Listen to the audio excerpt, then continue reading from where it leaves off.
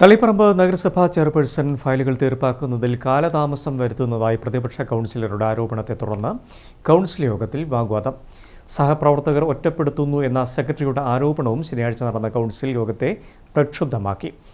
നഗരസഭയുടെ വിവിധ വികസന പദ്ധതികൾ ഉൾപ്പെടെയുള്ള മറ്റു വിഷയങ്ങളും യോഗത്തിൽ ചർച്ചയായി. നഗരസഭയുടെ അടിസ്ഥാന സൗകര്യ വികസനം, പൊതുക്ഷേമ പദ്ധതികൾ, ശുചിത്വ പ്രവർത്തനങ്ങൾ തുടങ്ങി നിരവധി വിഷയങ്ങളാണ് കൗൺസിൽ യോഗത്തിൽ ചർച്ചയായത്.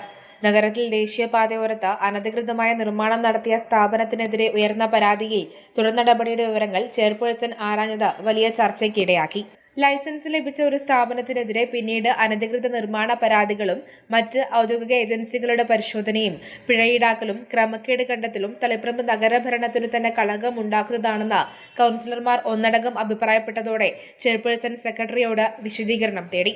അപകടകരമായ മരം മുറിച്ചുമാറ്റുന്നതിന് 1 വർഷം മുൻപ് നൽകിയ പരാതിയിൽ തീരുമാനമാക്കുന്നതിന് ശനിയാഴ്ച നടത്തിയ യോഗത്തിൽ വച്ച അജണ്ട പരിഗണിക്കുന്നതിന് മുൻപ് മരം പൊട്ടിവീഴുകയും വലിയ അപകടം ഒഴിവായതും പോലുള്ള ഗൗരവമേറിയ വിഷയങ്ങൾ പരിഹരിക്കാൻ ചെയർപേഴ്സൺ മുൻകൂർ തുക അനുവദിക്കണമെന്ന് കൗൺസിലർ കെ ലത ആവശ്യപ്പെട്ടു. ഇതുമായി ബന്ധപ്പെട്ട് സംസാരിക്കവെ പ്രതിപക്ഷ കൗൺസിലർ ചന്ദ്രബാബു ചെയർപേഴ്സന്റെ മുന്നിലെത്തുന്ന ഫയലുകൾ തീർപ്പാക്കാതെ കെട്ടിക്കിടക്കുകയാണെന്നും അതാണ് ഗൗരവമേറിയ വിഷയങ്ങളിൽ തീരുമാനം വൈകുന്നതും എന്നുള്ള ഗുരുതര ആരോപണം ഉന്നയിച്ചു. എന്നാൽ ഇത് അവാസ്തവമായ കാര്യങ്ങൾ പറയാനുള്ള വേദിയല്ലെന്നും എന്തിന്റെ അടിസ്ഥാനത്തിലാണ് ഫയലുകൾ കെട്ടിക്കിടക്കുന്നു എന്ന് പറഞ്ഞതെന്ന് വ്യക്തമാക്കണമെന്നും പരാമർശം പിൻവലിക്കണമെന്നും ചെയർപേഴ്സൺ ആവശ്യപ്പെട്ടു. പ്രതിപക്ഷ കൗൺസിലർമാരും ഇതേ ആവശ്യം ഉന്നയിച്ചു.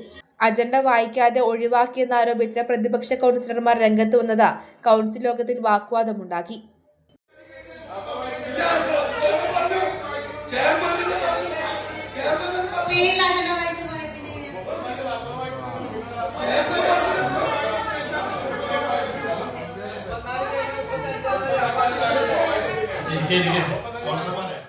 നഗരസഭാ ചെയർപേഴ്സൺ പി കെ സുബൈർ അധ്യക്ഷത വഹിച്ചു. P C Nazeer, Muhammad Kunhi, Rafeeq, Faisal Cherukunnon, P P Ismail, Muhammad Fiyas, T Balakrishnan, K M Latheef, Nimisha, O K Preetha, Dhanya, P V Suresh തുടങ്ങിയവർ പങ്കെടുത്തു. News bureau, Taliparamba.